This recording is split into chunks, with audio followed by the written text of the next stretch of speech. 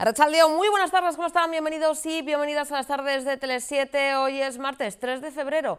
Uy, 3 de febrero, 3 de marzo, 4 de abril, 5 de mayo y 7 de julio San Fermín. Sí, que estamos ya en marzo. Madre mía, una echa la vista atrás y no sabe cómo no, que estamos a 3 de marzo. Claro que sí, ya a punto de abrazar la primavera, por eso nos hemos puesto de tono, un poquito, que claro que sí, hay que ponerse floral, la primavera a la vuelta de la esquina y con muchos temas que contarles. Hoy Consejo de Gobierno Vasco, hay varias aprobaciones que iremos contando, pero lo primero, ¿no? Así ha empezado la rueda de prensa posterior a ese Consejo de Gobierno Vasco, que ha sido un tanto tardía, casi ya a la hora de comer, cuando han comparecido la portavoz María Guarretxena y la consejera de Desarrollo Rural y Alimentación y Agricultura, Amaia Barredo. Pues bueno, la portavoz María Guarretxena ha querido comenzar, hablando por el Ejecutivo Vasco, desde el Gobierno Vasco, que han trasladado a las embajadas del Estado español en Oriente Medio los datos y contacto para su conocimiento en caso de optar por la evacuación de los ciudadanos y ciudadanas vascas que están en esa zona, ya saben, de conflicto. Oriente Medio ahora mismo es un polvorín todavía, con esos ataques por parte de Estados Unidos e Israel a Irán respondiendo también con ataques a Israel, también Emiratos Árabes. Bueno, hay varias zonas en conflicto, como decimos, y como comenta la propia portavoz Guarretxena, gracias a estas gestiones, ¿no?, dando conocimiento y aportando datos de los ciudadanos vascos y vascas en estas zonas, ¿no?, que están ahora mismo en plena, vamos a decir, ¿no?, conflicto en Oriente Medio. Pues 3 mujeres de nuestro territorio que en este caso estaban en Abu Dhabi, estarán ya, no sé si de camino, porque salían a las 2:30 hacia Madrid, con lo cual, comienzan esas movilizaciones, esos movimientos para que los ciudadanos, todo el Estado, pero en este caso lo que nos ocupa, ciudadanos vascos y vascas, puedan volver a casa, teniendo en cuenta que la situación, el conflicto, como decimos, esa guerra en Oriente Medio parece que va para largo, así que vamos a escuchar de primeras a la portavoz María Guarretxena. En relación con la situación en Oriente Medio, vamos a daros una última hora. Desde el Gobierno vasco hemos trasladado a las embajadas de España en Oriente Medio los datos y contacto para su conocimiento en caso de optar por la evacuación de todos los ciudadanos y ciudadanas vascas. Y gracias a estas gestiones les podemos confirmar que 3 mujeres de Euskadi que estaban en Abu Dhabi salen hoy mismo a las 2:30 del mediodía hacia Madrid. En este sentido, la Secretaría General de Acción Exterior, que está actuando proactivamente, ha localizado y se ha puesto en contacto directo con 45 personas de Euskadi, así como con empresas también implantadas en la zona. Todas las personas de las que se tiene conocimiento han sido atendidas y se encuentran localizadas. Su situación es estable dentro de la gravedad de los hechos. Estas personas se encuentran en diferentes países, en Qatar, en Emiratos Árabes Unidos, en Arabia Saudí o en Kuwait. Hay perfiles diversos, como profesionales que se encontraban desplazados o presentes de forma temporal, turistas en estancia vacacional o personas en tránsito a través de los principales nodos de comunicación de la región. En este sentido, el Gobierno vasco ha puesto a disposición de la ciudadanía vasca afectada por esta situación canales de comunicación y protocolos de emergencia para facilitar una respuesta rápida, coordinada y eficaz. Quisiera recordar 2 avisos. Se ha habilitado el buzón campolarrialdiac@euskadi.eus para situaciones de emergencia exclusivamente. Hacemos un llamamiento para que las personas afectadas remitan sus datos, tales como emplazamiento, número de pasaporte, teléfono, para poder dar la respuesta más rápida y más ejecutiva posible. Para el resto de consultas, tal como dudas administrativas o consultas que no revistan una situación de emergencia o de gravedad, se ruega utilizar los canales habituales de la Secretaría General de Acción Exterior con el fin de no saturar la vía de emergencia. Bueno, y también ha habido varios temas, varias aprobaciones.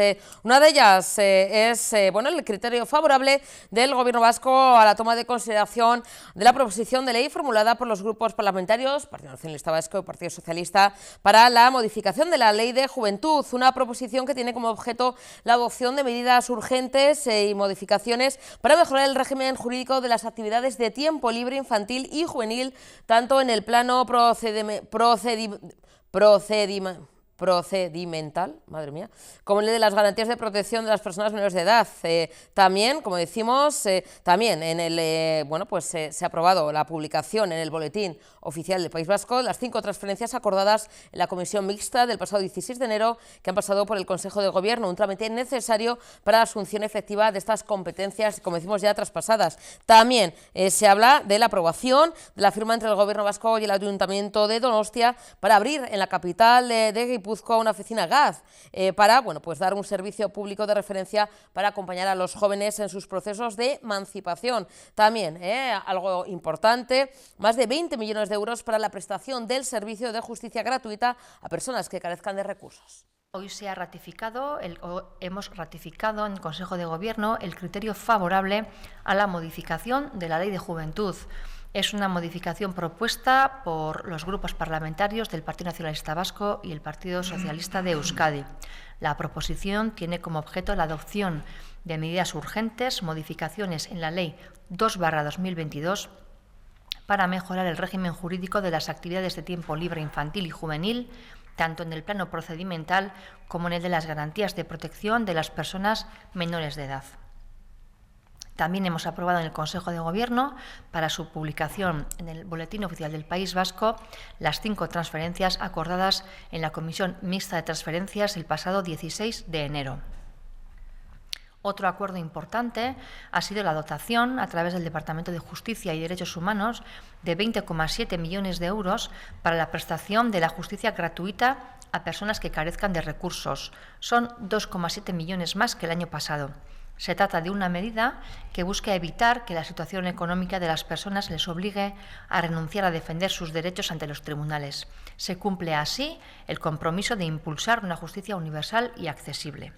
Y de cara a la juventud, hoy hemos ratificado la firma entre el Gobierno vasco y el Ayuntamiento de Donostia para abrir en la capital de Guipúzcoa una oficina GAZ, un servicio público de referencia para acompañar a las y los jóvenes en sus procesos de emancipación.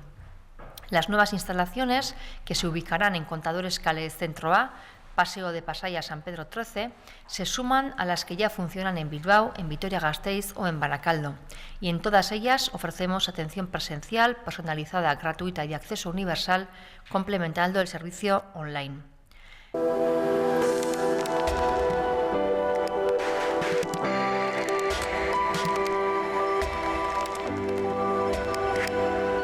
Espacio subvencionado por el Departamento de Cultura y Política Lingüística. Bueno, algo muy ligado a esta nuestra tierra, también, por supuesto, bueno, en la zona norte, Asturias, también en Euskadi, que es la producción de la manzana de sidra. Las sidrerías, ahora, vamos, estamos en temporada y es, bueno, pues muy habitual hablar, ¿no?, de este caldo y hablar también, ¿no?, de esa visita a sidrerías y, por supuesto, de una actividad desde el sector primario muy ligada, como decimos, a nuestra cultura. Pero, bueno, pues cuando hablamos de un sector primario con tanto arraigo, pero luego cómo se puede incorporar la tecnología, la inteligencia artificial, que es algo que en Agurfex siempre parece que lo hablamos de manera, no sé, como negativa, pues queremos darle un poquito la vuelta, cómo también la inteligencia artificial, la tecnología bien utilizada, bueno, pues nos puede ayudar también a prever o poder controlar el tema de las cosechas y demás. Para hablarnos de esta tecnología, bueno, muy innovadora, un proyecto también muy chulo con también arraigo aquí. Tenemos al otro lado a Ander Barroso, él es director técnico de la empresa Drone by Drone. Ander, buenas tardes, Arratsaldeon. Arratsaldeon, ¿qué tal? ¿Cómo estamos? Bueno, Ander, hablamos en Agurfex, ¿no?, a veces de, bueno, pues de la inteligencia artificial, de la tecnología, que a veces que su uso o mal uso o abuso pues nos puede llevar a, pues bueno, a tener esa imagen, ¿no?, de la tecnología, de la IA, como algo, no sé, que irrumpe en nuestras vidas para, pues, engañar, para, no sé, manipular y para, bueno, pues incluso para meterse de lleno, ¿no?, en diferentes sectores, incluso pues, hacer peligrar, no sé, o tener ese temor incluso, bueno, pues a puestos de trabajo y demás, porque hablamos de que la IA se utiliza ahora para muchas cuestiones, pero bueno, viene para ayudar en este caso. Y es algo bastante llamativo cómo el sector primario está introduciendo ya la inteligencia artificial en algo tan arraigado en nuestra tierra como es la producción de la sidra, ¿no, Ander? Sí, sí es así. Se trata de que la IA en este caso nos ayude a manejar muchos datos, a ordenarlos y a ayudar a tomar decisiones, bueno, pues que por métodos tradicionales son complicados. Primero se habla de una detección, luego de una elaboración de algoritmos en base a los datos que encontremos y finalmente pues se realizan una serie de conclusiones para los cuales la IA y lo que son los programas de procesamiento de datos pues son importantes. El proyecto Pumar IA, Ander, hablamos de inteligencia artificial, también uso de drones para ofrecer, ¿no?, a los productores, productoras información más precisa sobre el estado, por ejemplo, ¿no?, de sus cultivos. Es la idea, ¿no?, como estamos comentando, de aprovechar la tecnología para la planificación del trabajo en el campo y hablar de esa mejor eficiencia de las explotaciones. ¿Qué limitaciones se encontraban también hasta ahora? ¿Qué limitaciones presentan actualmente los métodos, vamos a decir, más tradicionales, Ander? Bueno, principalmente todo lo que está trabajado a nivel de teledetección, el sector predominante es la viticultura, mientras que el sector de la sidra o los manzanos pues está menos desarrollado. Entonces nosotros con el proyecto Pumaria, que es un proyecto de investigación e innovación, estamos tratando de encontrar variables que funcionen bien para los manzanos y de todas esas variables con datos detectados a través de drones, con cámaras multiespectrales, con cámaras de sensor visible o con cámaras termográficas, somos capaces o vamos a ser capaces de elaborar esos algoritmos que detecten bueno, pues posibles problemas o que nos hagan predicciones de cosecha a futuro cuando se realice la colecta, bueno, pues para ir programando y supervisando el cultivo o las parcelas de manzanos de manera mucho más específica. Ander, en este caso este proyecto bueno, pues se está desarrollando, ¿no?, para mejorar la gestión, productividad y sostenibilidad, tanto en las plantaciones tradicionales de manzano, tanto de aquí de Euskadi, también en Asturias. Sí, es así. El proyecto lo están capitaneando dos clústeres, el clúster de innovación de Asturias y el clúster Gaia de aquí de Euskadi. Y en el mismo participamos varias empresas, entre las cuales se encuentra Drone by Drone, junto con Forest for Future y Vizcarres. Y bueno, pues cada uno en la parcela que le toca, en el ámbito que le toca, bueno, pues desarrolla sus investigaciones, ponemos todo en común y trabajamos en la elaboración de esa herramienta que incluya drones, inteligencia artificial, desarrollo de programas y algoritmos y luego pues elaboración de conclusiones ya para los agricultores. Entonces sí, es un proyecto que se está desarrollando paralelamente en Euskadi y en Asturias, intentando pues analizar las diferentes variables que pueda acometer en cada una de las áreas, porque los territorios no son los mismos y cada parcela pues tiene una variabilidad diferente en cuanto a pues, precipitaciones, terreno, orientación, variedades. Bueno, pues es complejo y por ahí el uso de la IA pues nos agiliza todo y nos ayuda pues, a que todos esos datos sean procesables y entendibles. Ander, pero que también como pasa en otro tipo también de cuestiones, ¿no?, o de parcelas donde también utilizamos, ¿no?, esta herramienta, la IA, la inteligencia artificial, ¿hace falta algún tipo de entrenamiento? ¿Se la tiene que dar algún tipo de información? ¿Cómo es ese proceso, ¿no? Porque hablamos, ¿no?, de los beneficios, ¿no?, de poder ayudar, ¿no?, aportar todos esos datos e información que hasta ahora pues, no se tenía, ¿no?, de otra manera, pero no sé si hace falta también algún entrenamiento, hace falta darle también, ¿no?, esos datos para que bueno, pues vaya generando, ¿no?, luego también esa información.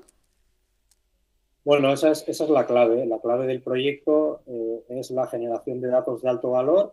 En este caso los generan datos de drones, son fotografías aéreas en espectros de longitud de onda en el cual el ojo humano generalmente no ve. Son miles y miles de fotos que hay que categorizar, que hay que analizar y que luego la IA se encarga de ordenar y de generar esos algoritmos.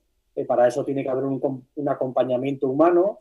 Las variables agronómicas tienen que determinarse, tienen que escogerse las que sean más adecuadas y tenemos que ir afinando esa herramienta para que finalmente pues, el agricultor pueda disponer de algo que sea útil, práctico y que se adapte a sus necesidades diarias. Entonces, la adquisición de datos iniciales es fundamental y el acompañamiento de esos datos en la evolución del ciclo productivo de la manzana o del manzano es importantísimo. Entonces, en este caso, pues la adquisición del dato pasa por fotografías mediante drones y escaneos LIDAR, que nos pueden dar muchísimas variables y la IA se encargará pues, de resumirnos o de resolvernos o de masticar todos esos datos con la generación de los algoritmos que nos interesen.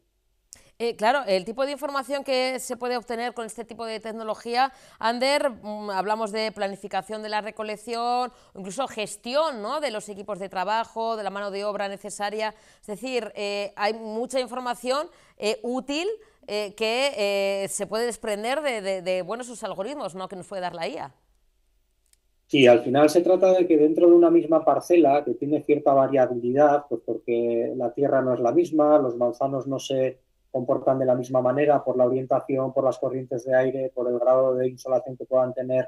Bueno, muchísimos factores hacen que un manzano de una parcela no se comporte igual que otro manzano de la misma parcela y mediante este tipo de técnicas lo que podemos hacer es detectar posibles apariciones de enfermedades.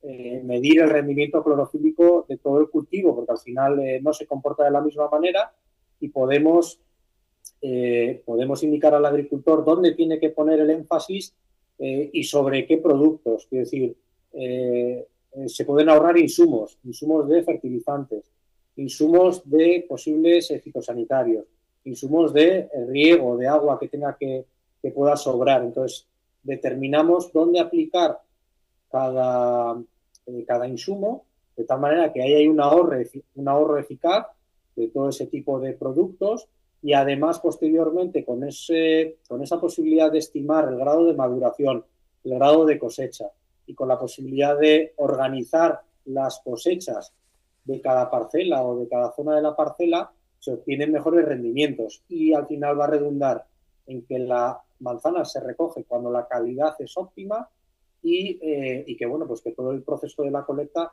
se hace con un beneficio económico para el agricultor, ¿no? Entonces, ahorro, rendimiento y beneficio económico por calidad.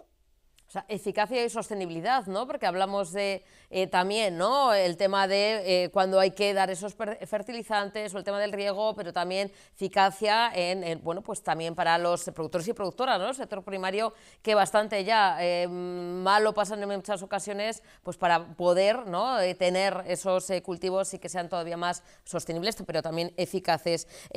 Ander, ¿se podría, por ejemplo, esta metodología, esta tecnología, los drones, inteligencia artificial, trasladarlo a otro tipo de cultivos? Hablamos de manzanas en Asturias, aquí en Euskadi, pero a otros territorios y a otros tipos de cultivo en un futuro. Bueno, nosotros ya he indicado que sobre el sector vitivinícola llevamos trabajando más años. Concretamente, pues aquí en Vizcaya con el chacolí estamos trabajando con chacolí chavarri en las encartaciones, llevamos ya muchos años. Y, a ver, son diferentes variables, la planta se comporta de diferente manera, se trata de determinar esos índices agronómicos que encajan para cada tipo de cultivo y optimizarlos. está claro que la técnica y el procedimiento y la metodología es replicable para cualquier tipo de cultivo, pero sí que es verdad que hay que afinar con esas variables que son propias de cada cultivo, del ciclo productivo y de los factores pues, que les puedan afectar en mayor o menor medida. Ander, pues la verdad es que, bueno, muy interesante el proyecto Pumaría, que es ese IA de inteligencia artificial, y bueno, pues a seguir trabajando y a seguir apoyando y ayudando a nuestro primer sector, al sector primario, el que nos alimenta y el que nos hace que tengamos productos tan de calidad como la sidra, y además, bueno, pues incluyendo la tecnología, la inteligencia artificial, que a veces, como decimos, tan denostada, y a veces aquí damos, ¿no?, en Agurfakes ejemplos, ¿no?, de cómo, bueno, pues hay vídeos, imágenes creadas con IA que nos dan lugar a eso, pues a engaños, pero en este caso no hay ni trampa ni cartón, la inteligencia artificial para ayudar a nuestros productores y productoras. Así que, Ander, eskerrik asko, gracias por también darnos ese buen uso de la IA y de la tecnología, y nada, pues brindaremos con un poquito de chacolí de sidra. Muchas gracias, ya os mandaremos algunos detalles. Un besito, eskerrik asko, Ander, un placer. Venga,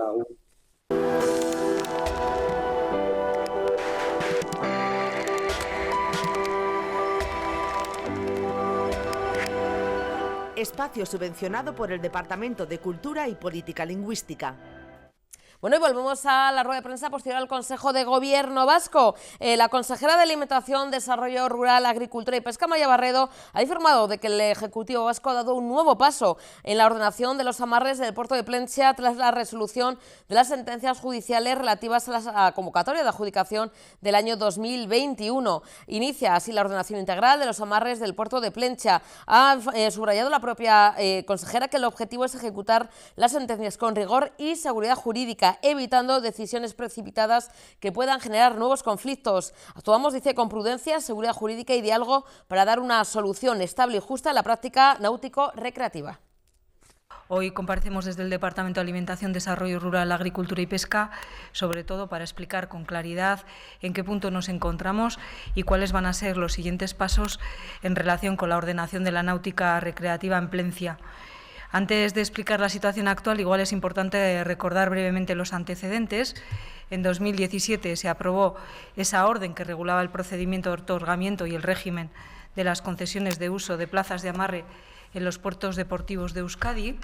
En aplicación a esta norma, en el 2021 se convoca ese primer procedimiento de adjudicación de plazas de amarre en el puerto de Plentzia, estableciendo 8 categorías diferenciadas según eslora y condiciones técnicas de ocupación. Así, en abril del 2021 se dicta esa resolución de adjudicación, y en esta resolución, que fue recurrida por varias personas interesadas, ha dado lugar a 10 sentencias dictadas por los órganos judiciales correspondientes. Una vez recibidas todas las sentencias y tal y como nos comprometimos, hemos iniciado ya la aplicación de las mismas. Y el primer paso que se ha dado es la ejecución, lógicamente, de las sentencias. Para ello, el día 18 de febrero se firma la resolución por la que se deja parcialmente sin efecto la adjudicación de plazas del 2021 en cumplimiento de los fallos judiciales. Ahora bien, como estas sentencias no son plenamente coincidentes entre sí y en algunos aspectos establecen criterios contradictorios, especialmente en relación a las categorías de las esloras reguladas, pues hay que, de alguna manera, pues adjudicar conforme, lógicamente, a las reglas originales, pero hay otras sentencias que consideran que es necesario abrir una nueva convocatoria de un segmento concreto. Por lo tanto, bueno, pues hay como una discrepancia a la hora de aplicar las mismas, y por eso se ha pedido una aclaración judicial antes de dar el siguiente paso. El siguiente paso que se dará será, por lo tanto, solicitar un incidente de ejecución ante los juzgados, una decisión que se toma desde el foco de la prudencia y, desde luego, por responsabilidad, porque queremos que sea el propio juzgado el que determine de manera clara cómo deben de aplicarse exactamente estos fallos, qué procedimiento debe de seguirse y, por otra parte, cómo deben resolverse esas afecciones entre categorías distintas y esas sentencias contradictorias, ¿no? Mientras se obtiene esta aclaración judicial, hemos adoptado ya la decisión provisional para que las personas actualmente que ocupan las plazas de amarre puedan mantenerse en un uso de régimen de precariedad, es decir, se van a quedar en sus plazas de manera temporal y irrevocable. Esto significa que pues tienen una estabilidad transitoria, pero que no van a generar ni nuevos derechos y, desde luego, tienen que mantener las obligaciones correspondientes a esa ocupación. Nuestro objetivo con ello es claro, y es que a la vez que ejecutamos estas sentencias, con todas esas garantías jurídicas y técnicas, no se quiere o no se pretende crear nuevos problemas añadidos por la interpretación de sentencias que son, en cierto modo contrarias, ¿no? Y una vez que tengamos ese fallo, pues ¿qué va a ocurrir, ¿no? Pues la idea sería resolver, desde luego, a través de ese incidente, esas cuestiones técnicas, vinculadas desde luego a esa combinación de categorías, dimensiones y disponibilidad de lámina que han generado estas controversias, dictar los actos de adjudicación correspondientes en base a la convocatoria actual y, en caso de que haya que sacar una nueva convocatoria, pues sacarla para esos segmentos afectados de la eslora correspondiente, ¿no?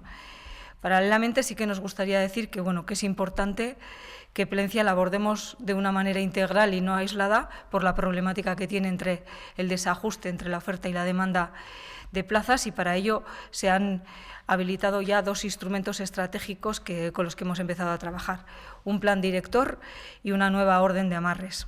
Respecto al plan director para la práctica náutico-recreativa del litoral de Euskadi, este plan va a permitir abordar toda la problemática respecto a este desajuste o este desequilibrio entre la oferta y la demanda, y abordarlo desde una perspectiva territorial, económica también y ambiental.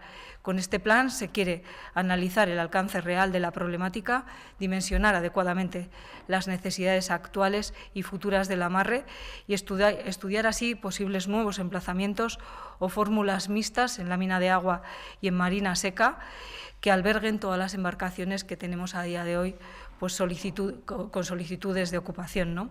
Ordenar de esta manera el crecimiento a futuro también, y que este plan nos permita pues impulsar ese ecosistema de la náutica recreativa desde la vertiente de actividad económica, turística, cultural y también deportiva. Respecto a la orden, a la nueva orden de amarres, es decir, que ya se ha finalizado el procedimiento o el proceso de consulta pública, que ya hemos finalizado también el proceso de escucha con los diferentes agentes implicados. Aquí hablamos de personas usuarias, asociaciones, técnicos, clubs náuticos. Ese proceso que cogimos como compromiso al inicio de la legislatura, estamos a punto de recibir las conclusiones, que seguramente esta semana será la que viene, y vamos ya a proceder a devolver a todas las personas que han participado y entidades pues esas conclusiones en ejercicio de esa transparencia y contraste. Y esta semana ya aprobaremos formalmente el inicio de la redacción de esta nueva orden, que va a tener en cuenta, lógicamente, estas conclusiones y que actualizará ese marco regulador de todo el dominio público portuario y marítimo terrestre, reforzando así esa seguridad jurídica, clarificando así esos criterios técnicos también de adjudicación y mejorando todo lo que son los mecanismos de gestión para evitar situaciones como las que estamos viviendo, ¿no? Pero eso en la ría de Plencia, como sabéis, no es suficiente, y lo que se va a abordar también y se está abordando es la ordenación de las embarcaciones que están fondeadas en la ría. Contamos ya con los estudios de batimetría y con el estudio de afección ambiental. La batimetría, elaborada ya en mayo del 2025, ya analiza todos los calados existentes y el eje del canal, lo que nos permite conocer con precisión las limitaciones físicas de ocupación del espacio de la ría. Y, por otra parte, el estudio de afección ambiental ha finalizado ya en diciembre de este 2025, evalúa 4 escenarios distintos de ordenación de todo el fondeo y valora el impacto de cada uno de los escenarios en la ría.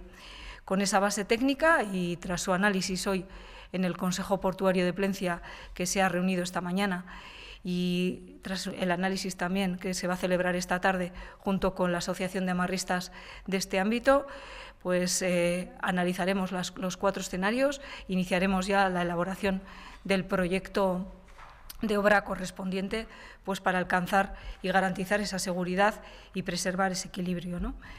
En resumen, la ordenación del puerto y la ría debe hacerse de manera coordinada, con equilibrio entre el uso social y la protección ambiental, y hoy comparecemos, lógicamente, pues para trasladar ese mensaje de serenidad.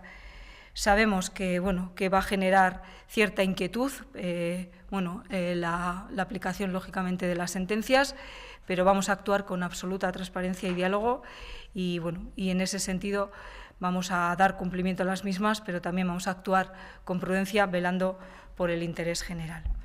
Bueno, y el Consejo de Ministros y Ministras ha aprobado esta misma mañana el proyecto de ley del Estatuto de las Personas en Formación Práctica No Laboral en el ámbito de la empresa, conocido como el Estatuto del Becario o Becaria, tras un acuerdo alcanzado en el año 2023 por el Ministerio de Trabajo con los sindicatos, pero de nuevo sin la patronal. El Estatuto del Becario o Becaria regula el trabajo en prácticas de quienes no tienen contrato laboral, que a menudo no se remuneran, y establece una compensación de gastos a los estudiantes o el derecho a vacaciones, además de fijar multas para las empresas que lo incumplan. La vicepresidenta segunda y ministra de Trabajo, Yolanda Díaz, ha destacado que esta norma supone la reforma laboral para la gente joven en el Estado español, con la que se busca luchar contra la precariedad.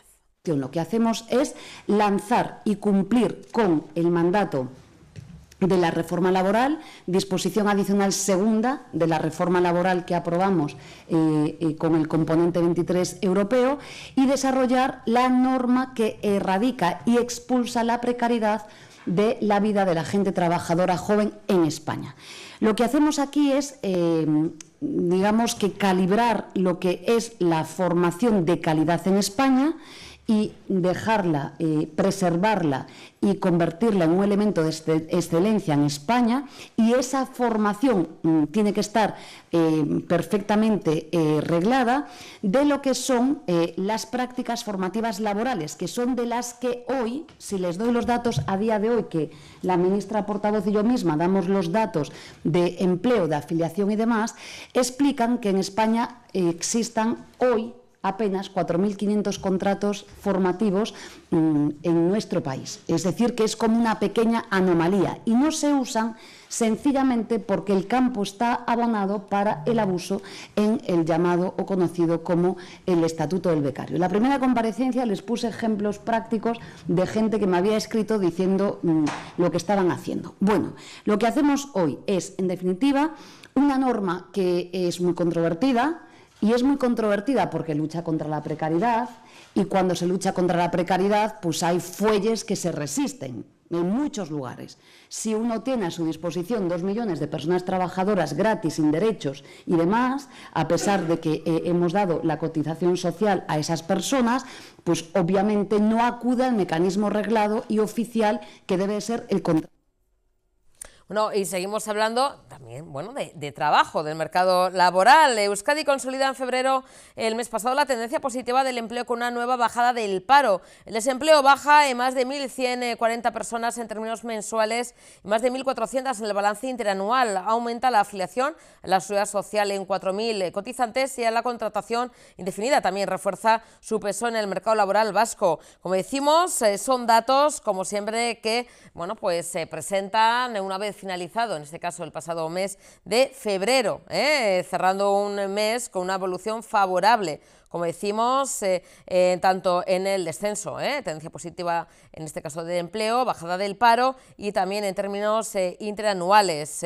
Por edades, el comportamiento también es igualmente positivo. El mayor descenso mensual se concentra en el tramo de 30 a 44 años y en el colectivo de mayores de 45. En términos anuales, el desempleo se reduce entre menores de 30 años y también entre personas de 30 a 44, manteniéndose prácticamente estable en el grupo de mayor edad. La evolución territorial confirma también la tendencia favorable. El paro bajó en el pasado mes de febrero en los 3 territorios históricos, tanto en Álava como en Vizcaya como en Guipúzcoa. Por sectores, el paro desciende en prácticamente todas las actividades económicas durante el último mes, con especial intensidad en servicios, también en industria. Destaca el buen comportamiento de actividades como las relacionadas con el empleo, la venta y reparación de vehículos, la asistencia en establecimientos residenciales y la educación. En términos interanuales, los mayores descensos se concentran en el sector servicios, construcción y el sector primario, reflejando una recuperación sostenida en estos ámbitos. El mercado laboral de Euskadi ha cerrado el mes de febrero con una evolución favorable. El paro registrado en las oficinas de Lanbide se ha reducido en 1.146 personas respecto a enero, situando el total en 106.994 personas que buscan empleo. En términos interanuales, el descenso alcanza las 1.459 personas, consolidando la senda de estabilidad y mejora del empleo en la comunidad autónoma de Euskadi. Se trata del mayor descenso del paro en un mes de febrero desde 2021. La bajada mensual del paro se ha producido tanto entre hombres como entre mujeres, en los 3 territorios vascos y en todos los sectores, salvo en el desempleo anterior. El desempleo masculino desciende en 656 personas y el femenino en 490. En comparación con febrero de 2025, el paro también disminuye en ambos casos, con una reducción más acusada entre los hombres que entre las mujeres. Por edades, el comportamiento es igualmente positivo. El mayor descenso mensual se concentra en el tramo de 30 a 44 años y en el colectivo de mayores de 45 años. En términos anuales, el desempleo se reduce entre menores de 30 y entre personas de 30 a 44, manteniéndose prácticamente estable en el grupo de mayor edad. La evolución territorial confirma también esta tendencia favorable. El paro bajó en los 3 territorios históricos, en Álava 220 personas, en Vizcaya 745 y en Guipúzcoa 181. Y en términos interanuales, el desempleo también desciende en los 3 con especial intensidad en Vizcaya y en Álava. Asimismo, las 3 capitales vascas registran descensos mensuales del paro y, en comparación con el año anterior, también presentan balances positivos. Por sectores, el paro desciende en prácticamente todas las actividades económicas durante el último mes, con especial incidencia en servicios e industria. Destaca el buen comportamiento de actividades como las relacionadas con el empleo, la venta y la reparación de vehículos, la asistencia en establecimientos residenciales y la educación. En términos interanuales, los mayores descensos se concentran en servicios, en construcción y en el sector primario, reflejando una recuperación sostenida en estos ámbitos. Euskadi cerró febrero con 1.028.407 cotizantes a la Seguridad Social, 4.020 más que el mes anterior. Y en términos interanuales, la afiliación en la Comunidad Autónoma Vasca se ha incrementado en 10.510 trabajadores respecto a febrero de 2025, es decir, un 1,03% más. Durante el mes de febrero se registraron 52.954 contratos en Euskadi. De ellos, 13.912 fueron de carácter indefinido, lo que representa el 26,3% del total. La proporción de contratación indefinida aumenta 1 punto porcentual respecto a enero y 2 puntos respecto a febrero del año anterior, reforzando la tendencia hacia una mayor estabilidad en el empleo. Las personas menores de 30 años concentran el 40,5% de los contratos formalizados, lo que refleja un dinamismo destacable en la inserción laboral juvenil. Aunque el volumen total de contratos desciende respecto al mes anterior, en términos interanuales se mantiene prácticamente estable. El peso de la contratación indefinida crece también de forma sostenida en los 3 territorios históricos, con una evolución especialmente positiva en Araba en términos anuales. La tasa de contratos a tiempo parcial se sitúa en el 38,7% y la participación femenina sigue siendo mayor en este tipo de jornadas, lo que nos anima a redoblar esfuerzos para revertir esta situación. En síntesis, los datos de febrero muestran un mercado laboral que continúa avanzando hacia una mayor estabilidad, con descensos generalizados en el desempleo, mejora en la contratación indefinida y una evolución territorial y sectorial equilibrada en el conjunto de Euskadi. No obstante, en este contexto de evolución favorable, el Departamento de Economía, Trabajo y Empleo reitera su compromiso de mantener una vigilancia permanente sobre el entorno económico internacional, especialmente ante las posibles amenazas e incertidumbres derivadas de la guerra de Oriente Medio. La situación geopolítica puede generar afecciones indirectas en la actividad económica, los costes energéticos o las cadenas de suministro, con potencial impacto en el empleo. Por ello, continuaremos realizando un seguimiento de los indicadores laborales para anticipar cualquier escenario adverso y adoptar, en su caso, las medidas necesarias para proteger el empleo y la estabilidad del mercado laboral vasco.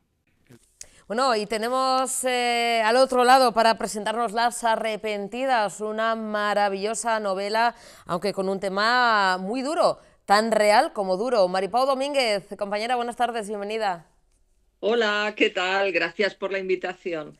Bueno, Maripau, Las Arrepentidas, esa existencia real de algo que es que casi ya decirlo, parece que es como una broma, que es como una película, ¿no?, de terror, la Casa del Pecado Mortal. O sea, es una institución que existió realmente en el Madrid del siglo XVIII, y con este nombre pues ya nos podemos hacer una idea de quién podía estar detrás de esos muros. Una institución, tú dices, Maripau, poco conocida o casi nada conocida, es decir, a través de esta novela vas a contar una realidad silenciada de muchas mujeres que bueno, pues sufrieron entre esos muros.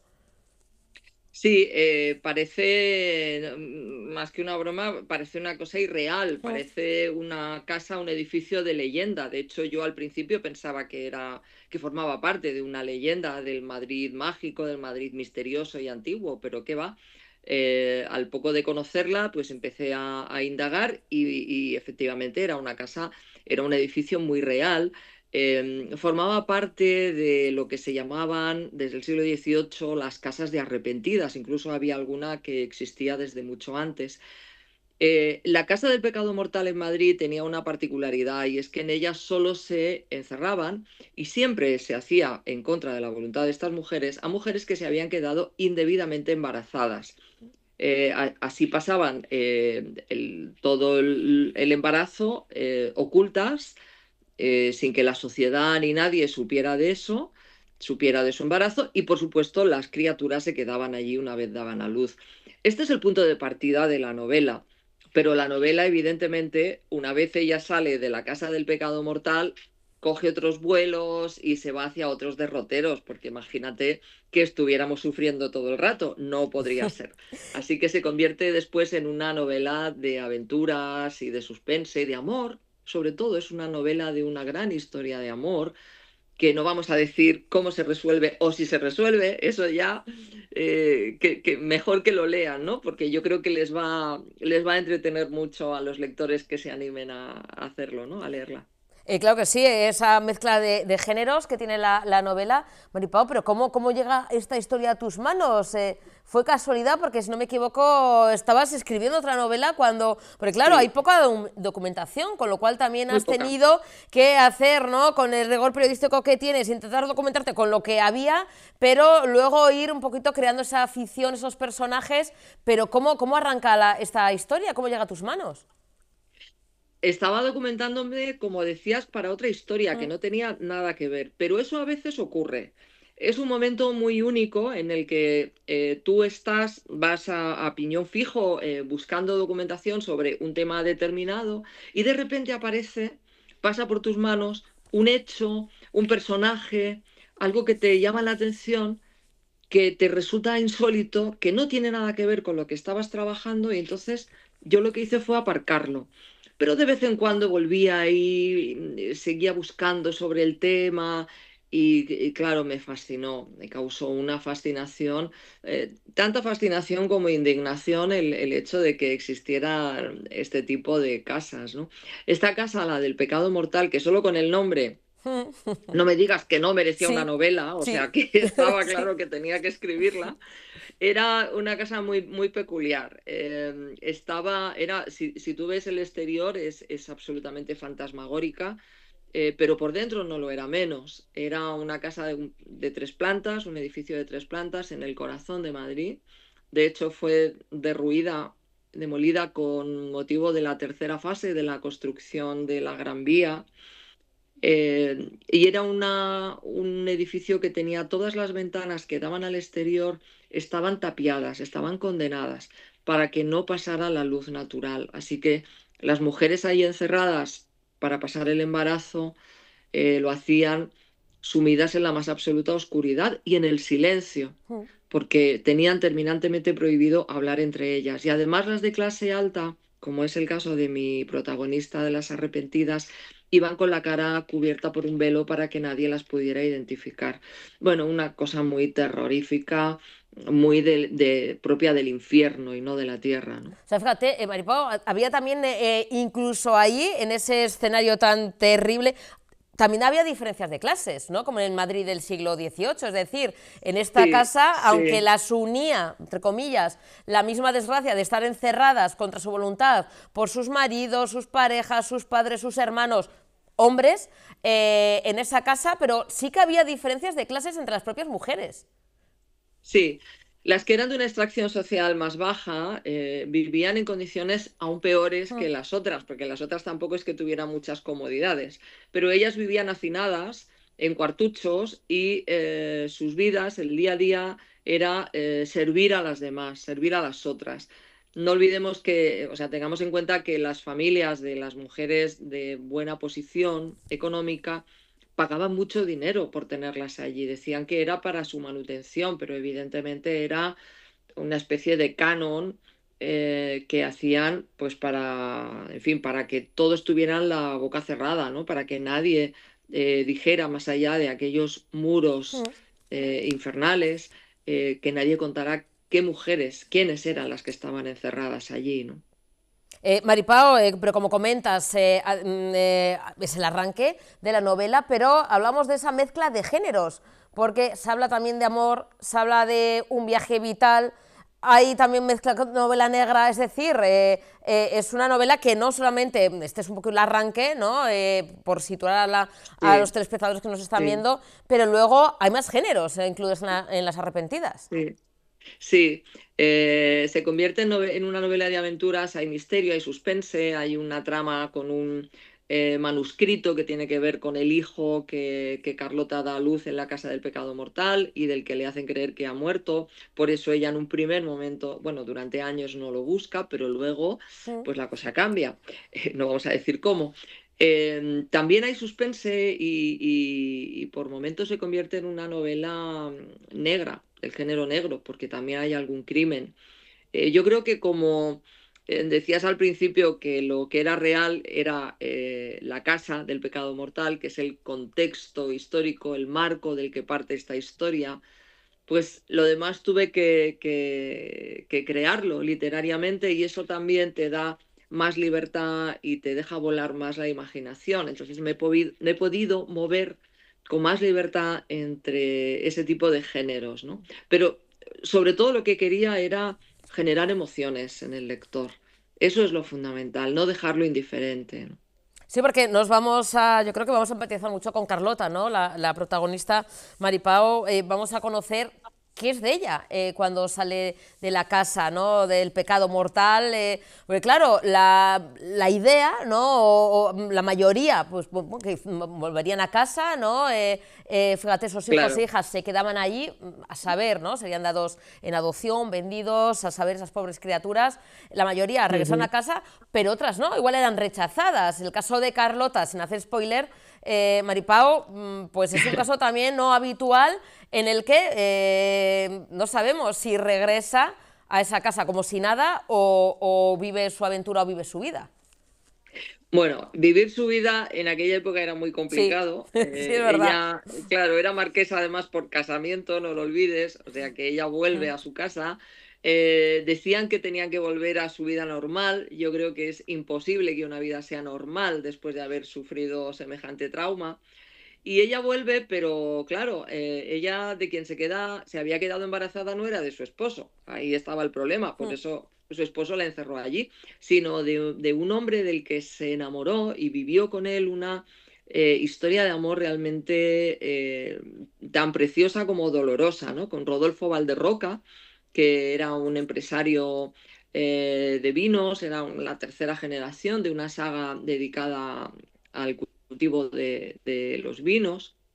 Y claro, cuando el esposo descubre que después de lo que ha pasado, después de haberla encerrado, sigue vivo ese amor que siente por otro hombre que no es él, pues entonces la venganza es todavía mayor. Y a partir de ahí le quiere infligir un castigo todavía peor que haber estado encerrada en la casa del pecado mortal. Y es cuando ya la novela empieza a volar por otros caminos, bueno, nunca mejor dicho, porque ella consigue huir finalmente y emprende un viaje a finales del siglo XIX, una mujer sola, por esos caminos llenos de peligros, hasta que llega al norte de España, se queda en Asturias y ahí se siente protegida. Lo que quiere es preservar su integridad física porque sabe que su marido la va a perseguir, porque no llegó a donde quería recluirla para siempre, se escapó. Y entonces en Cangas de Onís, en Asturias, entre los picos de Europa, consigue reconstruirse y crear una identidad falsa y una vida nueva. Bueno, y a partir de ahí ya sí que no te puedo contar, porque eso va y viene y ahí pasan muchas cosas. Cuando parece que el tiempo se va a quedar detenido, siguen ocurriendo muchas cosas. Fíjate, Maripau, es primero un homenaje, ¿no?, a esas mujeres, ¿no?, bueno, ocultadas, silenciadas, vilipendiadas, ¿no?, bueno, humilladas en esa casa terrible, esa casa de los horrores, yo también diría como nombre, pero luego también es un homenaje a la libertad y a las segundas oportunidades, ¿no? Es un canto bueno, pues a la valentía, en este caso de Carlota, y al que, bueno, pues todo puede ser posible en esta vida a pesar del infierno que ha vivido. Efectivamente, lo has descrito muy bien. Ella, sobre todo, quiere luchar por su independencia y quiere luchar por la vida, porque solo preservando la vida y luchando, sabe que lo demás puede conseguirlo o intentar conseguirlo, pero realmente si desaparece de este mundo, pues ya se acaba todo, ¿no? Entonces eso es un canto a la vida, un canto también a la independencia de ella como mujer, a intentar por todos los medios no perder su dignidad. Ella nunca se arrepiente, por más que lo intentaron en la casa del pecado mortal, no se arrepiente de haber engendrado un hijo con el gran amor de su vida y por supuesto no se arrepiente de haber amado a quien amaba, que no era su esposo, era a Rodolfo, ¿no? Y eso yo creo que debió haber más de una mujer. Seguro que fueron muchas las que llevaron a cabo una particular revolución íntima, privada, que no aparece en los libros de historia, pero que fue muy importante para que avanzara bueno, pues la lucha por los derechos y por la igualdad de las mujeres, ¿no? Lo que pasa es que fueron mujeres que no aparecen en los libros de historia, que no se estudian. Bueno, menos mal que tú les das voz y gracias a las arrepentidas vamos a conocer un poquito más de esta historia, oye, reciente, que no hace tanto, en ese Madrid del siglo XVIII, Maripau, compañera. Sí. Un auténtico placer. Siempre, la verdad es que es una gozada. A ver, cuando un día nos haces una visitita, te vienes por aquí, pues sabes por Baracaldo. Me encantaría. Y queda pendiente. Hecho. De verdad. Hecho. Me encantaría. Muchísimas gracias. Es que ha sido un placer estar con vosotros esta tarde. Un besito, Maripau. Gracias, compañera, Chao. lo dicho. Gracias. Enhorabuena. Maravillosa novela de Maripau Domínguez. Seguimos con más actualidad. Bueno, pues esta misma mañana en el Palacio Villasuso ha tenido lugar el acto institucional organizado por el Gobierno vasco junto con también, por supuesto, la Diputación de Vitoria-Gasteiz, Diputación Foral de Áraba, Ayuntamiento de Vitoria-Gasteiz, también el Instituto de la Memoria, la Convivencia y los Derechos Humanos, Gogora. Y es que es el acto institucional de recuerdo del 50 aniversario del 3 de marzo. Es fatídico. 3 de marzo, donde bueno, pues, fallecieron, como decimos, personas trabajadoras a manos de bueno, pues, en ese caso, decir, bueno, pues sí, de las Fuerzas Armadas de la época. Como decimos, se habla de la necesidad de la memoria completa e inclusiva, capaz de abrir puertas y ventanas sin dejar espacios sin abordar como condición indispensable para cerrar heridas todavía, dicen, abiertas. Como decimos, bueno, pues ha sido esta ofrenda para estos fallecidos ese 3 de marzo de 1976, personas fallecidas, heridas, detenidas, que bueno, pues fueron, como decimos, represaliadas ese 3 de marzo de 1976. Vamos a escuchar tanto al diputado general de Álava como la alcaldesa Vitoria-Gasteiz. Yo tenía 13 años el 3 de marzo de 1976. Vivía en un barrio obrero de Vitoria-Gasteiz, un barrio mayoritariamente conformado por familias inmigrantes que habían llegado a esta ciudad para trabajar en su industria. Y conservo un recuerdo nítido de aquellos días y de aquella lucha. El 3 de marzo no fue un hecho aislado. Se produjo en un tiempo de profundos cambios sociales y políticos, cuando amplios sectores de la ciudadanía reclamaban libertades, derechos laborales y democracia. La respuesta del Estado fue absolutamente desproporcionada, injusta y trágica. Y sus efectos se extendieron mucho más allá de aquel día. Ha de ser sobre todo una memoria compartida, que no pertenece a nadie en exclusiva y que nos une como sociedad, fortaleciendo nuestro compromiso con la justicia y con la verdad. La dignidad de las víctimas no puede olvidarse. No son cifras ni son episodios históricos. Son personas con nombres y apellidos, con vidas truncadas y familias que han sostenido durante décadas la memoria de lo ocurrido con constancia y con convicción.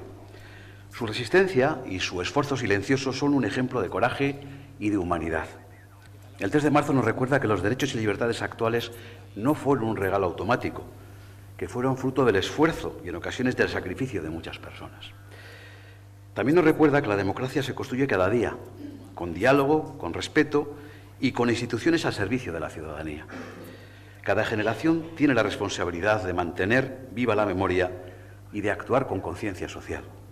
La intolerancia está ganando terreno a nivel mundial. Es importante recordar que nuestros derechos democráticos es que no cayeron del cielo. Fueron una conquista, un sistema de libertades ganado a pulso y que incluso costó la vida a quienes no se rindieron nunca frente al franquismo. Hace 50 años que la dictadura mostró su rostro más cruel en Vitoria-Gasteiz y hoy las principales instituciones vascas compartimos este acto solemne en el que queremos mostrar nuestro recuerdo y homenaje a las víctimas del 3 de marzo y a sus familias. Y condenamos la violencia desproporcionada de la Policía Armada franquista, que con su sangrienta intervención llenó de rabia y de indignación no solo esta ciudad, sino todo el país entero. Aquella intervención policial mostró la peor cara de una dictadura que se había enfrentado a muchísimas huelgas que se estaban sucediendo a lo largo y ancho de toda España. En el arranque de 1976, la Asamblea de Zaramaga se llevó por delante la vida de 5 trabajadores que hoy recordamos, al igual que los más de 100 heridos. Pedro María Martínez de Ocio, de Forjas Alavesas, 27 años. Francisco Aznar Clemente, panadero y estudiante, 17 años. Romualdo Barroso Chaparro, de la empresa Agrator, 19 años. José Castillo García, de Basa, Grupo Arregui, 32 años. Y Bienvenido Pereda Moral, de Grupos Diferenciales, 30 años. Siempre van a estar en nuestra memoria. Jóvenes obreros, incluso uno que, como os he dicho, 17 años, era incluso menor de edad, que como los miles de personas que les acompañaban aquel día, únicamente venían a reclamar un jornal, una vida digna, descanso, conciliación familiar, a pesar de la cerrazón de la patronal. Son historias personales que forjaron las luchas obreras y los movimientos sociales y vecinales que se opusieron a la represión. Yo no conozco estos hechos porque los haya vivido, es que ni siquiera había nacido ese 3 de marzo de 1976. Ni yo ni la mitad de la población de Vitoria-Gasteiz, pero lo que sí que me ha quedado claro en estos 50 años y llega a la conclusión es que la memoria no es de nadie. Y por eso tenemos que eliminar cualquier elemento accesorio que trate de patrimonializarla. El recuerdo del 3 de marzo debe servirnos para mantener un compromiso inquebrantable con los valores democráticos.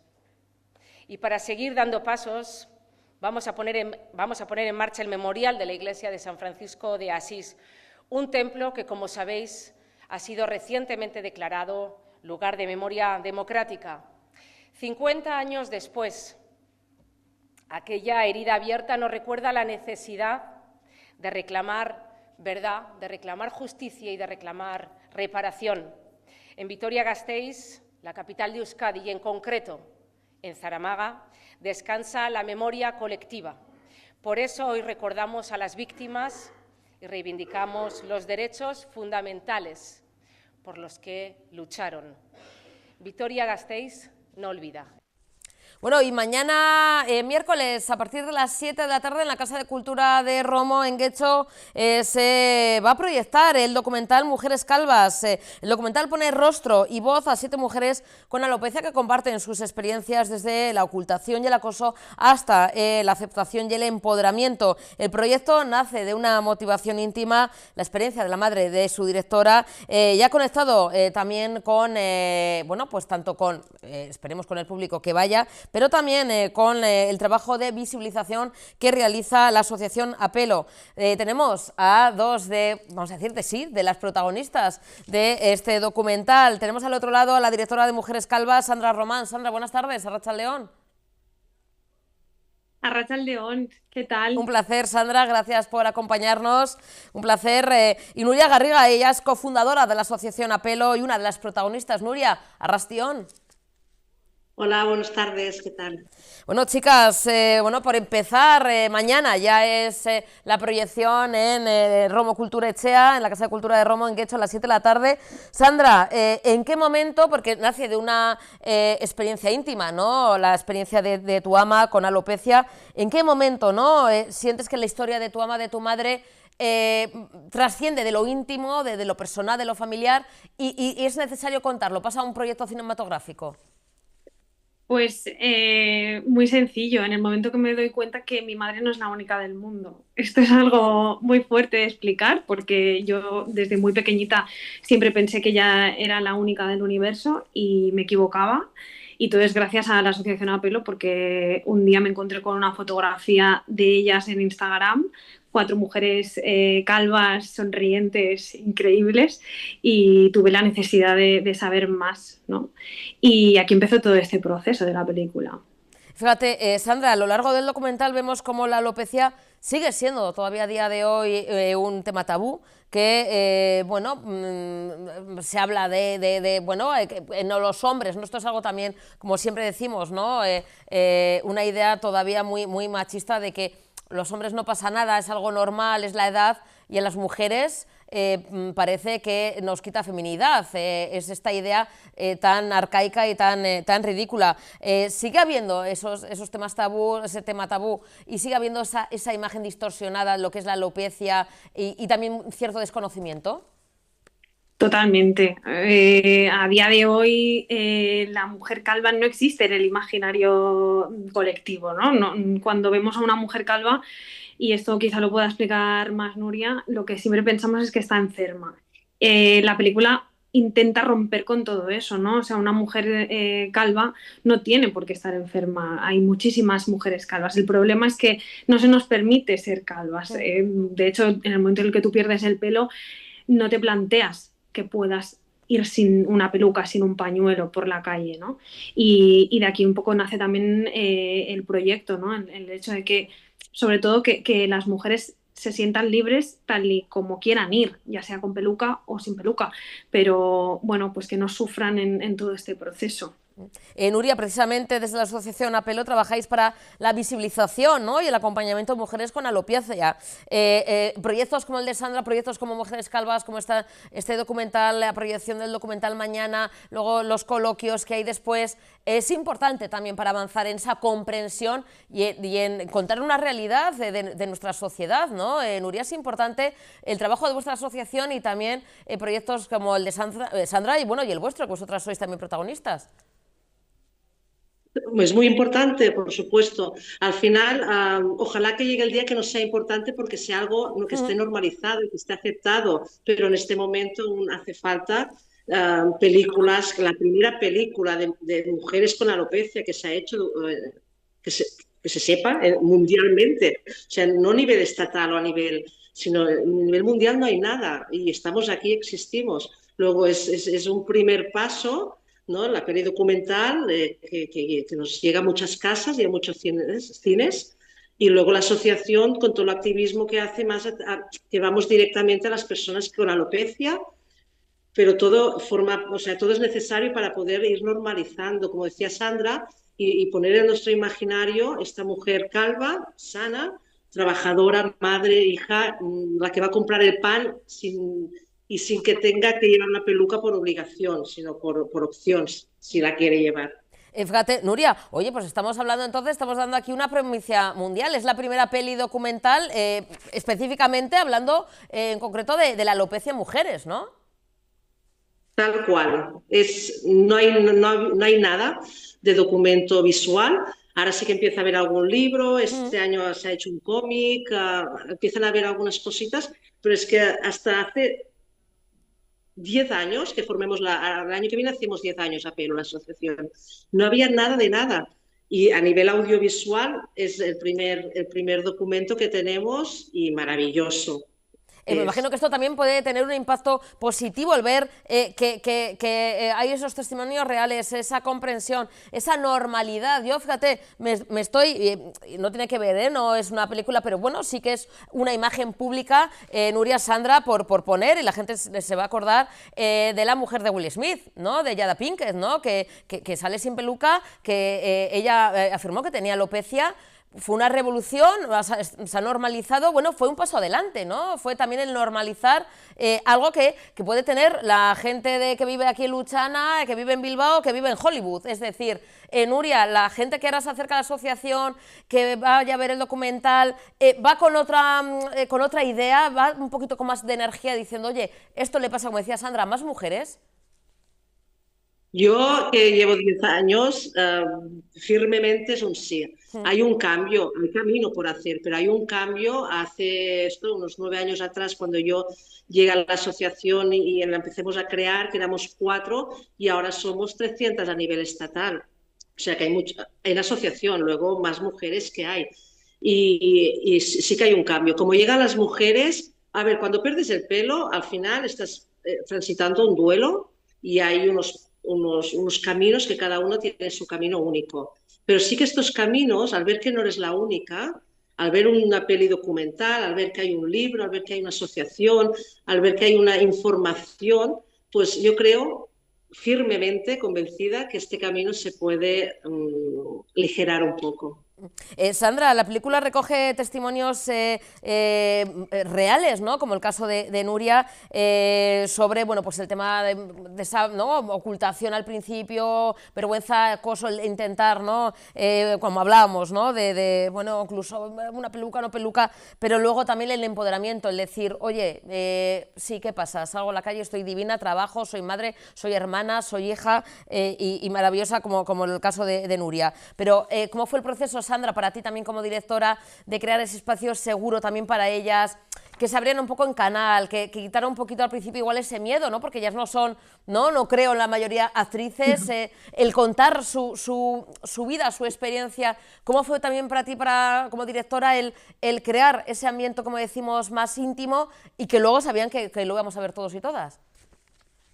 Pues para mí fue un regalo, porque como os digo, yo venía de haberlo vivido en primera persona, pero nunca había hablado tanto de la alopecia como lo hice, no solo con mi madre, que también tuve esa oportunidad, sino con muchísimas mujeres que lo estaban pasando. El hecho de que ellas me contaran su historia y yo poder recopilar todos esos testimonios para hacer una historia coral, porque Mujeres Calvas sí tiene 7 protagonistas, pero todo el mundo, bueno, todas las personas que han pasado por una alopecia siempre me dicen quién se ha metido en mi cabeza, quién ha contado mi historia, ¿no? Y esa era un poco la idea, hacer un relato muy coral. Y bueno, pues fue intenso, fueron 2 años de muchas entrevistas, de mucho hablar, de ir a su casa, de entablar mucha confianza para que apareciera un relato tan bonito y tan sincero como el que hay en la película. Sandra, Nuria, el film, bueno, pues ha iniciado ya recorrido, ¿no? Pues no me equivoco, por diferentes ciudades. Mañana estará en Guecho, en Romo. También hay coloquios, ¿no? Hay esa, pues decir, cuando se llama en lo de, ¿no?, en la cuarta pared, como se llama en el teatro. No sé, ¿qué tipo de reacciones encontráis en el público? ¿Cuáles os han sorprendido? No sé si preguntan algo en esos coloquios. Nuria, Sandra, la que queráis, porque hay, ¿no?, esos encuentros, esos coloquios después de la proyección.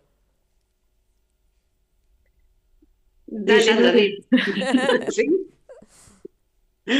Bueno, la reacción hay de todo, sobre todo las personas con alopecia, es como yo lo que recibo, que a veces me abruma, es mucha admiración de gracias por exponerte, gracias por ser tan valiente, ¿no? La palabra que a veces es como... Bueno, y mucha admiración. Y luego el público en general, mucha sorpresa de no conocer esta temática, de empatizar, porque este documental, si algo consigue Sandra, es que te pongas, aunque no tengas alopecia, que te pongas en la situación de estas 7 mujeres, y hay mucha conexión con el público, y nos ha llegado comentarios de todo tipo, desde madres de el primer pase documental de la estrena, que justo ahora hace un año, y vino la mamá de una niña con alopecia y dice, no quiero meter mi hija en un armario, y gracias a este documental, pues este armario no va ni a entrar en mi hija. Y con testimonios así nos ayudan a decir, estamos yendo por el camino que tenemos que ir. Sí, pasito a pasito, como comenta Nuria, ¿verdad, Sandra? Pues estamos un poquito, estáis cambiando este mundo, ¿no? Esta sociedad, se está hablando, ¿no? En este caso, aunque seamos un pequeño altavoz, pero está hablando en un medio de comunicación de la alopecia. Mañana la proyección en la Casa Cultura de Romo, en Guecho. Estáis recorriendo diferentes ciudades y se está hablando de una realidad que no tiene por qué ser silenciada, que tiene que ser hablada y mostrada, y claro que sí, como Nuria, mostrando su alopecia, como el que tiene ojos verdes, o lo que mide 1,50, como es mi caso, bueno, un poco más o menos. O sea, es decir, la condición es la que tenemos, y Sandra, la verdad es que esto es un paso importante, yo creo, ayudando a muchas personas, ¿no? Gente además de todas las edades, porque esto no entiende ni de edades, ni de países, ni de clases sociales, como hemos dicho antes. Efectivamente, para mí yo creo que es la película y todo lo que se está haciendo es dar un paso hacia adelante, y yo siempre digo que la alopecia no es algo que haya pasado en el pasado y ya no vuelva a ocurrir, que estamos nosotras aquí hablando en esta entrevista y probablemente hoy una mujer ha empezado con este proceso y se sienta muy sola y vaya a pasar por un proceso que es muy duro, pero con películas como esta, con asociaciones como Apelo, todo es mucho más fácil. Yo siempre digo que el camino, perder el pelo siempre es un duelo, y lo que decía también Nuria, es doloroso, y eso no lo va a negar nadie, es cambiar casi tu identidad, tu manera de ser, que es el pelo al final es como nuestra personalidad, pero que eso no nos dure toda la vida, que el sufrimiento no dure toda la vida, que no nos limite en todo, porque bueno, pues hay mujeres que llevar una peluca y ser eso su mayor secreto implica no poder hacer muchas cosas tan sencillas como hacer deporte, ir a la playa o dormir sin una peluca, porque hay mujeres que duermen con una peluca porque no se atreven a mostrarse a su pareja o a sus hijos. Pues mañana, Nuria, Sandra, en Romo Kulturechea, en la Kulturechea de Romo, a las 7 de la tarde, en Guecho. Luego habrá ese coloquio, ese encuentro, así que nadie se lo pierda. La verdad es que gracias, de verdad, por entrar en directo en las tardes de Tele7. Nuria, Sandra, Nuria, un auténtico placer. Estamos en contacto cuando queráis, y enhorabuena por el trabajo, de verdad. Gracias. Quería agradecer en especial a Guecho Cultura, que ha hecho posible este pase, porque poder venir a estas tierras a hacer la película y el coloquio está siendo muy, muy grande. Porque Nuria, ¿de dónde eres tú? Yo de Barcelona, vengo de Barcelona. Ay, pues oye, pues mira, de Barcelona, que también es muy bonito, está muy bien, pues te vienes aquí, que aquí el sol, estamos teniendo un tiempo maravilloso, así que te vienes a Euskadi, que estamos aquí, Euskadi tropical, ¿eh, Nuria? Sí, lo he visto. Cuando he bajado del avión digo, madre mía, qué calor. Y Sandra, también, claro, tú también vienes como directora de la peli. No voy a poder estar, pero bueno, sí que a mí sí me gustaría decir que quien no pueda ir a ver la película, porque evidentemente las agendas son las que son, ahora mismo está en Filmin y la podéis ver desde vuestra casa y recomendar a vuestros amigos y amigas y familiares. Claro que sí. Sandra, Nuria, un besazo enorme, gracias de verdad, un abrazo. Adiós.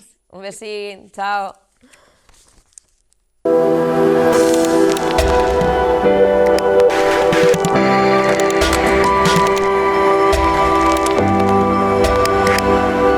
Espacio subvencionado por el Departamento de Cultura y Política Lingüística. Bueno, y en nuestra sección Agur Fakes, tratamos el tema de los bulos, la desinformación que se genera y se propaga a través de redes sociales y que tiene uno de los temas que más nos preocupan y ocupa, que es el tema de la salud, la lucha contra los bulos de la salud y la inteligencia artificial aplicada en este caso a la farmacia. ¿Qué mejor que él para explicarnos todos estos temas? Pablo García, él es dermofarmacéutico y divulgador sanitario. Pablo, buenas tardes, bienvenido. Hola, ¿qué tal? Buenas tardes, encantado.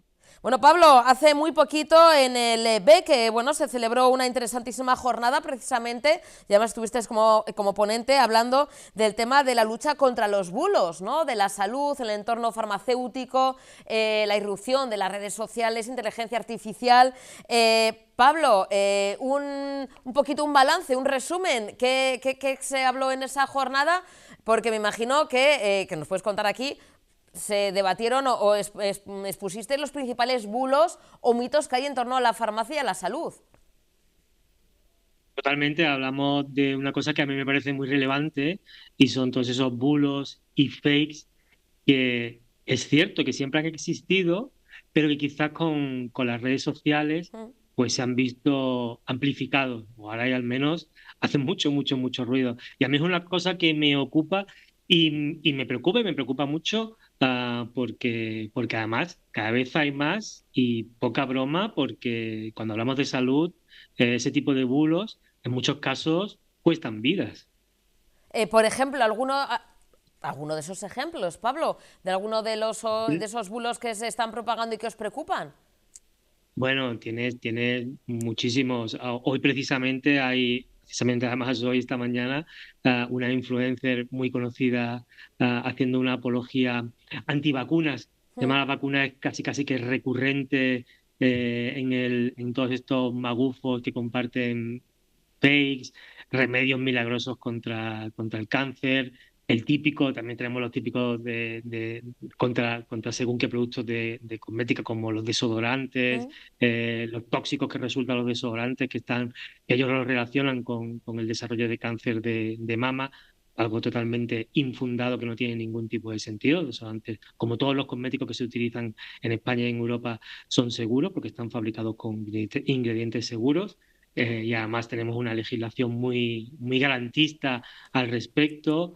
Y como te digo, hay muchos bulos que nos hablan de remedios mágicos, que ya te digo, esos son los que especialmente me preocupan, remedios mágicos frente a enfermedades, algunas de ellas muy graves, como el cáncer, desde beber agua de mar, que abandonen la terapia pautada por su oncólogo para sustituirla por agua de mar, hasta enemas de MMS, que no viene a ser más que pues casi que una lejía disuelta, enemas de café, locuras varias en redes sociales encontramos a mogollón. Fíjate, Pablo, en este caso vosotros estáis ahí en primera línea, ¿no? Siempre, y tanto, como decimos, ¿no? En el mostrador, ¿no? Como profesionales, y por cierto, también en el tema de divulgación, porque haces frente a la desinformación, Pablo, también en redes sociales a través de tu cuenta, ¿no? Medicado, que es muy interesante, porque ya habéis salido. Y esto es algo, dicho así, un poquito que os hemos obligado, Pablo, ¿no? De salir del mostrador de la farmacia o de la investigación o de otro al tema de la divulgación, precisamente para desmentir todos estos bulos que preocupan, ¿no? Incluso estos retos virales, el otro día o hace unos días, el reto del paracetamol, que me imagino que también nos alarmó, Pablo, de manera importante, por esas, me imagino, ¿no? Consumo excesivo, ¿no? Diríais, pero ¿cuántas cajas de paracetamol? Y era que los jóvenes, cuanto más paracetamol ingirieran, a ver cuánto tiempo más estaban en el hospital. Ese era el reto. Exactamente, además el paracetamol es un medicamento, a pesar de ser muy seguro, una sobredosis de paracetamol puede llevar a problemas graves a nivel hepático. Entonces como te digo, fíjate, hay una estadística que me parece súper interesante. Hay una asociación para la defensa del paciente frente a las pseudoterapias que nos habla que se estima que en España mueren al año cerca de 1.500 personas por el uso de estas pseudoterapias. Bien porque no inician los tratamientos pautados, bien porque retrasan esos tratamientos pautados o bien porque esas pseudoterapias interaccionan con el tratamiento de medicina basada en la evidencia, restando la eficacia. Así que, como te digo, después temas del día a día como este que comentabas tú del reto del paracetamol con la gente joven, pues son temas realmente peligrosos porque una sobredosis, ya te digo, de paracetamol, y no es tan complicado, 5 o 6 comprimidos de 1 gramo de paracetamol te pueden llevar a esa sobredosis, sobre todo si lo hace de manera mantenida en el tiempo, con problemas a nivel hepático bastante importantes y bastante graves. O sea, a mí la divulgación es una cosa que siempre me ha apasionado, que llevo haciéndola desde hace más de 10 años, pero es verdad que últimamente cada vez tiene más peso en mi contenido, pues todo lo que sea desmontar estos bulos y estos fakes del mundo de la salud.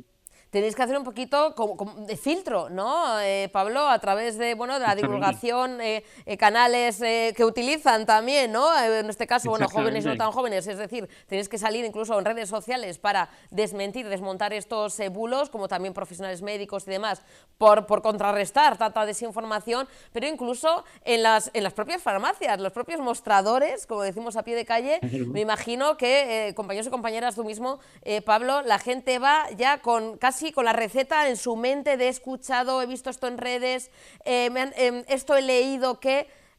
claro, cómo tenéis que actuar un poquito eso de filtro, ¿no? Para intentar informar y ayudar, porque estamos hablando de algo tan importante como es la salud.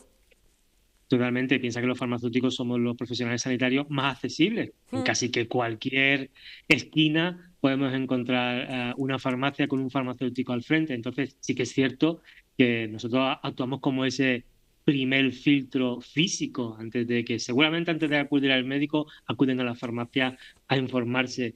Y es muy común, pues nosotros es verdad que desmentimos mucho a pie de mostrador, desmentimos mucho bulos relacionado con el tema de los medicamentos, que también es algo que se usa muy a menudo, omeprazol, antibióticos, esto de que dame un antibiótico para mejorar un resfriado, dame un antibiótico para este dolor de garganta, que es que me he resfriado porque hace mucho frío, en fin, todos esos bulos también del día a día, a lo mejor como el protector de estómago, básico para cualquier persona, cualquier problema de estómago, pues todos esos bulos que también nos llegan, todos esos que también nos llegan día a día en el mostrador de las farmacias, pues claro, nos tenemos que dedicar a desmentirlo, porque además los farmacéuticos no somos más que sanitarios y entonces tenemos yo digo siempre que tenemos esa obligación, cada uno desde su punto, uno desde el mostrador de la farmacia, otro desde el mundo online, pero sí que tenemos esa obligación de ayudar a la ciudadanía, ayudar a nuestros pacientes, a nuestros clientes,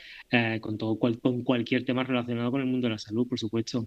¿Qué papel juega la inteligencia artificial en el tema del sector farmacéutico para también desmontar estas desinformaciones? Bueno, es cierto que la inteligencia artificial, es cierto, te diré que siempre ha existido, bueno, que siempre ha existido, no, que de un tiempo a esta parte se comentaba siempre el doctor Google, antes de ir al médico, antes de acudir a la farmacia, siempre buscan el doctor Google y siempre el doctor Google te arroja el mismo resultado, esto es cáncer. Cualquier cosa que le pregunte a Google te va a dar el peor pronóstico posible y ahora, pues esto se ha visto aumentado por el uso de la inteligencia artificial, que es verdad que es una herramienta, está muy chula, pero bien usada, porque la inteligencia artificial falla y falla también mucho. Así que yo siempre digo que hay que acudir al profesional de turno, igual que cuando se nos rompe el coche, acudimos al mecánico, bueno, pues cuando tengamos algún problema de salud, acudimos al farmacéutico o acudimos al médico. No. Hay que dejar la inteligencia artificial para otras cosas y no tanto para temas de salud y mucho menos para temas de salud grave. Pablo, pues abusando un poquito ya de tu amabilidad, ¿podremos contactar contigo de nuevo? ¿Podremos seguir hablando de salud, de bulos, de desinformación y poder seguir aprendiendo contigo? ¿Te parece? Por supuesto, cuando queráis me tenéis aquí dispuesto. Bueno, pues hecho, queda dicho. Pablo, un beso enorme, pasa buena tarde. Un beso grande. Un besito. Agur, agur. Chao.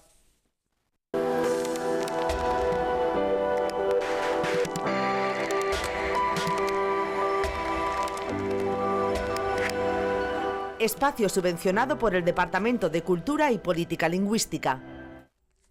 No tenemos tiempo para más, nos vamos. Mañana volveremos con más información y más actualidad en las tardes de 7. Virarte, agur.